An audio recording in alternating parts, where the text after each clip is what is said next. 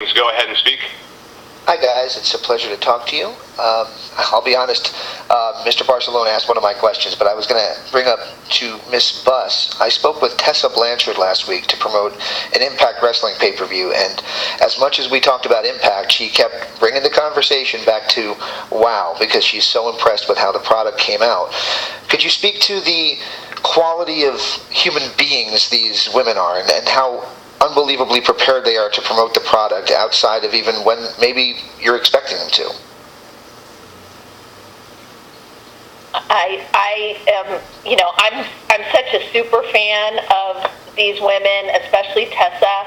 As soon as I met her, she lives up to her nickname. She's amazing. And really, I think it's a testament to David McLane and how the women have been cast, how he does a search to find the best athletes, and he can speak more to how the characters are created. I'm such a fan that I kind of get blinded by the storylines, which it makes it really enjoyable for me. But these are quality women who are dedicated athletes who have spent their life dedicated to, being the best athlete that they could be. And I find it unfortunate that because of Title IX, there's so many great female athletes that there aren't enough places for them to showcase their talent. We've got women's tennis and the women's basketball league and the WNBA, but there's not enough places for these women to shine and take center stage.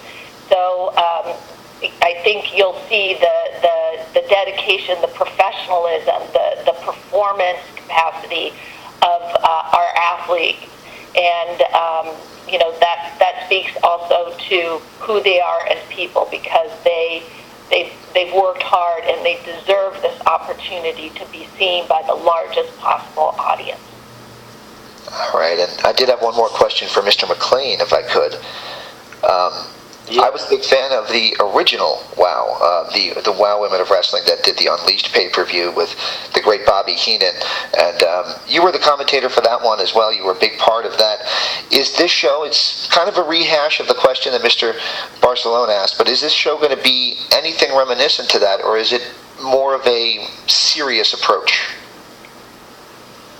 It's a serious approach. And the characters that are presented all derive from who the person is.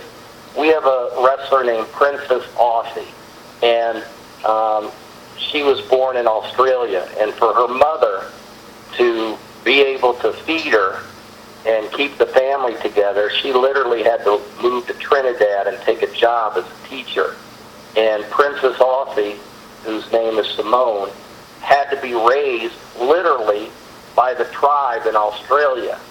And when I heard that story, I said, okay, tell me what's the most unique thing of growing up within a village with tribe members raising you. And she said, oh my, we would dance, and I was the only outsider, not a member of the tribe, that was allowed to participate in their ceremonies, etc. Well, from that, we bring in a group of dancers that are in the same costume and paint, etc. And she pays homage to that. So each person, we have a wrestler named The Beast, and only Andre the Giant, I can remember, when he stepped over the third rope, you knew you were seeing a phenom. All the other superstars, from Hulk Hogan to The Undertaker to Steve Austin to The Rock, they developed into their personas and superstardom. But Andre the Giant was a star the second he stepped over the rope. We have that in WOW. Her name's The Beast. And she's going to debut in the first match on January 18th at 9 o'clock on AXS. And she literally, when she leaps over that third rope, people are going to, jaws will drop, and you're seeing a special athlete, a phenomenal athlete. And one thing we're doing in WOW that's different, and it's a take from the Olympics. How come every time the Olympics come on, we get interested in certain Olympic performers and what they're doing in their sport going for the gold. Well, they give you a package on television where you get to meet them. And we're doing that within the WOW programming. We're showing you, we're pulling the curtain back and showing you who these performers and wrestlers are. And they will resonate with fans. Fans will either want to stand up and cheer them, and in some cases they'll want to stand up and boo them. But we're doing that, which has never really been done in a wrestling show ever before. So you're going to meet these wrestlers, these women.